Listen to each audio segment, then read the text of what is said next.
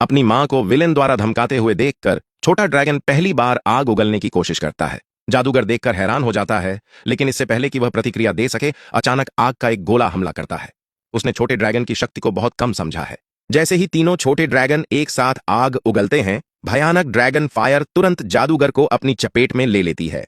अपने बच्चों की शक्ति को पहचान कर ड्रैगनों की मां अपनी यात्रा जारी रखने का फैसला करती है। लेकिन पूरे महाद्वीप को जीतने के लिए सिर्फ 3 ड्रैगन काफी नहीं होंगे। उसे एक शक्तिशाली सेना की जरूरत है। इसलिए वे वेस्ट्रॉस महाद्वीप की यात्रा करते हैं, जो दुनिया के सबसे दुर्जय योद्धाओं अनस्लीड का घर है। उन्होंने बचपन से ही क्रूर प्रशिक्षण सहा है, जिसमें हर 4 में से सिर्फ एक ही बच पाता है। भले ही उनका मालिक उनके शरीर से मांस काट ले, वे जरा भी विरोध नहीं करेंगे। गुलाम मालिक के पास 8000 अनसलीड हैं, लेकिन ड्रैगन क्वीन उन्हें खरीद नहीं सकती। दुनिया पर राज करने के अपने सपने को पूरा करने के लिए ड्रैगनों की मां एक चौंकाने वाला फैसला करती है, अपने एक ड्रैगन का सौदा करने का। यह सुनकर गुलाम मालिक तुरंत सहमत हो जाता है।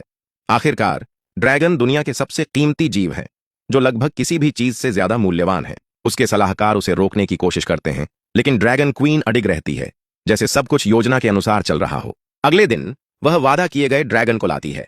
सभी मौजूद लोगों की चकित नजरों के सामने वह बिना किसी भाव के ड्रैगन को गुलाम मालिक को सौंप देती है। गुलाम मालिक अत्यधिक उत्साहित होकर बिना किसी झिझक के छड़ी सौंप देता है। उसे जरा भी अंदाजा नहीं है यह फैसला उसे जिंदगी भर परेशान करेगा। यह पुष्टि करने के बाद कि अनसलीड सचमुच छड़ी पकड़ने वाले का पालन करते हैं, ड्रैगनों की मां तुरंत गुलाम मालिक की ओर मुड़ती है। अनसलीड गुलाम हैं जो छड़ी का पालन करते हैं, लेकिन ड्रैगन नहीं है। ड्रैगन क्वीन के एक जबरदस्त आदेश के साथ ड्रैगन आग की एक बौछार छोड़ देता है। इससे पहले कि गुलाम मालिक प्रतिक्रिया दे सके, वह नरक की आग में भस्म हो जाता है।